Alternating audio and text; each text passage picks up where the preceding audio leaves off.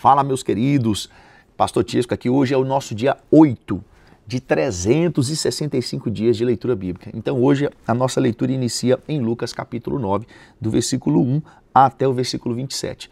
Vamos ver o que está falando aqui então.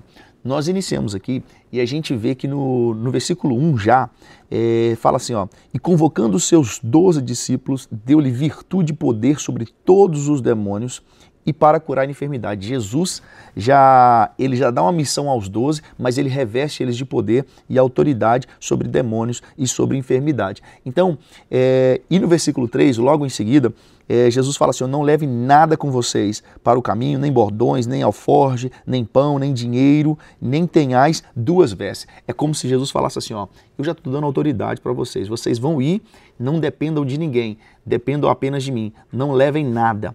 Aí Herodes vê esse movimento assim das coisas acontecendo e ele fala assim, quem que é esse aí? Porque ele ficou sabendo que era João que tinha ressuscitado dos mortos. E outros disseram que era Elias que tinha aparecido, né? Ou um dos profetas profetas antigos que teriam ressuscitado. Aí Herodes fala o seguinte, né, no versículo 9 aqui, ó, a João eu mandei degolar. Quem é, pois, este de que ouso dizer tais coisas? E Herodes procurava ver de quem as pessoas estavam falando. Aqui entramos no episódio da primeira multiplicação dos pães e peixes. Nesse relato de Lucas, a gente não tem muita informação sobre de onde vieram os 5 pães e 2 peixes. Mas aqui a gente vê que Jesus estava ali com aquela multidão e no versículo 12, os discípulos falam assim, Senhor, despede essa galera aí, porque é como se eles falassem assim, ó, o dia já está começando a acabar, no versículo 12, né? Aí ele fala assim, ó, despede a multidão para que eles possam ir aos campos e aldeias ao redor, para que se agasalhem e compre alguma coisa, porque aqui a gente está num lugar deserto. Aí Jesus fala com ele, não, vocês dão de alimento para ele. Aí eles falam, mas a gente não tem nada senão 5 pães e 2 peixes.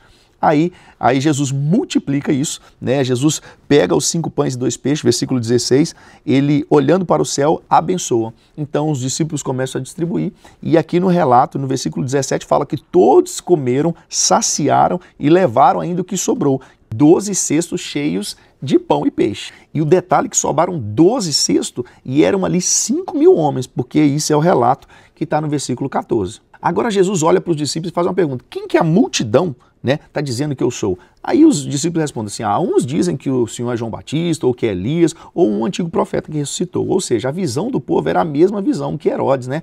Que a gente leu aqui no versículo 7 e 8. Ou seja, o assunto estava rodando ali na região. Então, aí Jesus vai falar assim, mas e vocês? O que vocês acham? Quem dizem que eu sou? Aí Pedro toma a palavra e fala, tu és o Cristo de Deus. Então, Jesus ensinou os discípulos e Jesus ele veio falar, ele mostrou para os discípulos aqui no versículo 22 o motivo dele estar ali, o que deveria acontecer com ele. Aí ele fala assim, é necessário que o Filho do Homem padeça muitas coisas e seja rejeitado dos anciãos e dos escribas e seja morto e ressuscite no terceiro dia. Querido, presta atenção nessa afirmação aqui, ó. Jesus está deixando claro para os discípulos o que tinha que acontecer.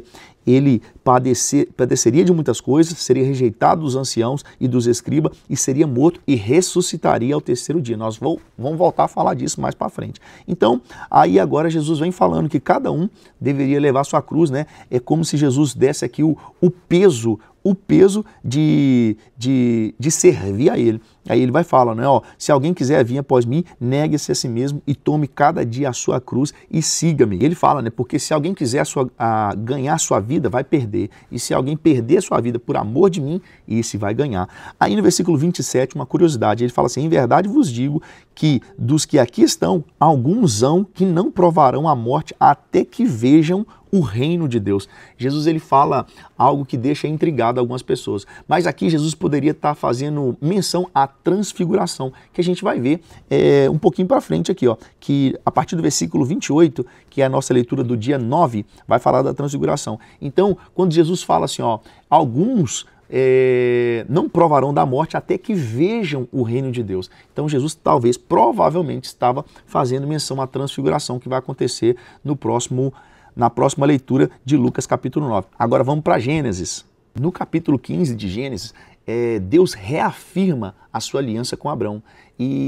Só que agora ele dá mais detalhe da promessa. Então, do versículo 1 até o versículo 6, a gente vai ver Deus falando da promessa de um herdeiro, e dos versículos 7 até o 21, Deus vai falar da terra, da promessa da terra. Inicia aqui do versículo 1 ao 6, Abraão está preocupado porque ele não tinha filho, né? E o seu herdeiro, Eliezer, era seu servo. Então Deus fala para Abraão, o seu herdeiro não vai ser o seu servo. Eu vou te dar um filho legítimo e a sua descendência será numerosa. Deus faz então uma reafirmação, né, da promessa e fala assim, a sua descendência será numerosa como as estrelas do céu. Aí Deus chama Abrão para fora e fala assim, olhe para o céu e se você puder contar as estrelas, assim vai ser a tua semente. Isso está no versículo 5, né? Então, aí Deus vai falar Aí fala no versículo 6 algo muito forte, né? Versículo 6 fala assim, ó, e creu ele no Senhor. Abrão creu no Senhor. E isso foi-lhe imputado por justiça. Abrão, ele acreditou nas promessas do Senhor, mesmo sem evidências imediatas, porque Deus fala com ele assim, ó, você vai ter uma geração numerosa. Então, e ele não tinha filhos, e a sua esposa era estéril, e ele creu na promessa que o Senhor falou com ele. Isso demonstrou o quê? A fé e a confiança dele em Deus. Aí a gente vai, e Deus considerou isso como o quê? Como justiça, né? E a gente vai ver lá em Romanos capítulo 4, versículo 3, a gente vai ver em Gálatas 3, 6, que Paulo ele explica, né, que a salvação sempre foi pela graça mediante a fé e não por obras da lei. Então Abrão, ele é apresentado, né, como um exemplo de fé e ele foi justificado por isso. Aí Deus agora fala com Abrão assim, né? Eu sou o Senhor que te tirou de Ur dos caldeus e eu vou te dar essa terra. Né? Aí Abrão fala assim, Senhor, como eu vou saber que o Senhor vai me dar essa terra? Aí Deus vai falar com ele, olha só, você vai pegar uma bezerra de 3 anos, uma cabra de 3 anos, um carneiro de 3 anos, uma rola e um pombinho. Isso está no versículo 9. Aí a gente pode perguntar assim, por que tudo de 3 anos? Né? Então assim, o que o 3 simbolizava? Né? Os animais com 3 anos de idade, geralmente eles atingem a maturidade plena com 3 anos. Ou seja, ele vai estar na sua melhor condição física, na sua, como se diz, na sua condição reprodutiva. Ou seja, é aquele mesmo princípio de oferecer a Deus o melhor. Então o animal ele vai estar no ápice da maturidade, do pleno vigor físico, da completude, né, da força reprodutiva. Então é de fato o princípio de oferecer a Deus o seu melhor. Por isso que os animais tinham 3 anos. Então Abraão traz esses animais perante o Senhor, porque Deus faria com ele um concerto agora. E esse concerto é muito bacana. Olha para você ver o que está escrito aqui, ó. No versículo 10, Deus fala para que ele parta os animais no meio. Né? Então ele vai partir os animais, colocar uma parte, cada metade, uma de frente com a outra. Aí Deus vai falar com Abrão, né, que aquela terra vai ser dele, mas que primeiro eles vão ser afligidos, eles vão ficar 400 anos em outra terra, só que depois eles vão voltar para ali com muitas riquezas. Grava isso também, que eles vão voltar com muitas riquezas, né? Isso a gente vê no versículo 14. Então, e Deus fala para ele assim, ó, e tu irás a teus pais em paz, em boa velhice serás sepultado. Então, aí Deus fala com ele, ó, a sua 4ª geração vai voltar para cá, né, depois de 400 anos. Algo bacana que a gente vai ver aqui é que no versículo 17, quando Deus fala com ele para ele partir os animais, o que era essa prática? Eles iam partir os animais no meio, e no meio dos animais, eles passariam no meio desses 2 animais, porque ficava uma parte aqui, outra parte do outro lado, eles passariam no meio dos animais para fazer esse pacto. Então as pessoas que passassem no meio dos animais estariam assumindo ali um acordo, um pacto, e os 2 não poderiam quebrar o acordo, porque os 2 passaram no meio dos animais, cortados ao meio. Então, isso era corriqueiro. A gente vai ver isso em outras passagens bíblicas, nesse tipo de pacto que era feito.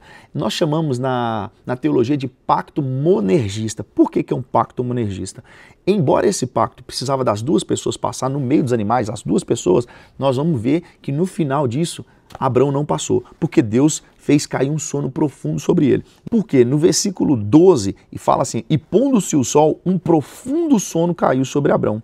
E eis que grande espanto e grande escuridão caíram sobre ele. Ou seja, Deus colocou sobre Abrão um grande e profundo sono. Então ele estava dormindo. E na hora de concluir o pacto, que era passar no meio dos animais, Deus passou sozinho. No versículo 17 fala assim: e sucedeu que, posto o sol, houve escuridão, e eis um forno de fumaça e uma tocha de fogo que passou por aquelas metades. Ou seja, o pacto, ele, para ser um pacto como era corriqueiro de fazer, precisava passar Abrão e Deus, já que Deus estava fazendo o pacto com ele. Só que por que nós chamamos de pacto monergista? O pacto monergista é feito por apenas uma pessoa, por isso o nome monergista. Então Deus coloca um sono profundo sobre Abrão, Deus passa sozinho no meio daqueles animais. Só que com isso, Deus estava assumindo, né, uma responsabilidade que deveria ser dos dois. Então Deus falou o seguinte: nós não podemos quebrar.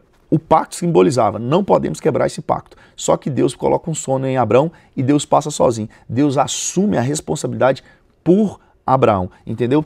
Mais para frente, talvez a gente pode falar mais profundamente sobre esse pacto, mas esse é muito forte, esse pacto. Chama pacto monergista. Então, finaliza assim Gênesis capítulo 15. Agora nós vamos partir para Salmo número 8. No Salmo 8, o Salmo 8 é um salmo lindo, é um hino de louvor, né, que exalta a grandeza de Deus na criação e o papel especial que ele deu ao ser humano, né? A gente vê isso no verso 3, né, quando o salmista fala assim, Davi fala, né, quando vejo os céus, as obras das suas mãos, a lua, as estrelas que tu fizeste, aí ele fala assim, quem é o homem mortal para que o Senhor se lembre dele? E o filho do homem para que o visite, né? Tipo assim, o Senhor é um Deus tão grande, tão acima de toda a nossa realidade, e o Senhor ainda vem nos visitar, o Senhor se relaciona conosco. Então, verso 1, verso 2, a gente vê a grandeza de Deus, o salmista declara que o nome de Deus, ele é majestoso em toda a terra, e que até mesmo crianças e bebês, a gente vê isso no verso 1 e no 2, né, proclamam o seu poder. Aí a gente vê aqui que do verso 3 até o verso 8, antes um pouquinho de finalizar, o lugar do ser humano na criação. Davi, ele reflete a sua insignificância, como eu disse, né? A insignificância do homem, da criação do ser humano, não da criação, o ato de Deus criar, mas o ser humano, né? Como criatura, como ele é insignificante diante de um Deus e de uma vastidão do universo gigantesco, e reconhece que Deus deu ao homem honra, porque Deus colocou o domínio sobre toda a criação debaixo dos pés do homem. E no verso 9, ele finaliza com a repetição do tema, né? Ele fala assim, ó, a majestade de Deus ela é evidente em toda a terra, porque ele fala o seguinte, ó Senhor nosso Deus, quão admirável é o teu nome sobre toda a terra. Então, a gente vê aqui que Davi, ele reconhece o quão insignificantes somos, e ele reconhece o quanto que Deus honrou o homem, né? E ainda ele fala, né, no verso 5, contudo, pouco menor fizeste do que os anjos, e de glória e honra o coroaste. Ele fez os homens um pouco menor que os anjos. Então, isso aqui é grandeza de Deus, isso aqui é graça de Deus sobre a nossa vida. Essa é a nossa leitura de hoje. Fica conosco amanhã, nosso dia 9. Tamo junto, um abraço.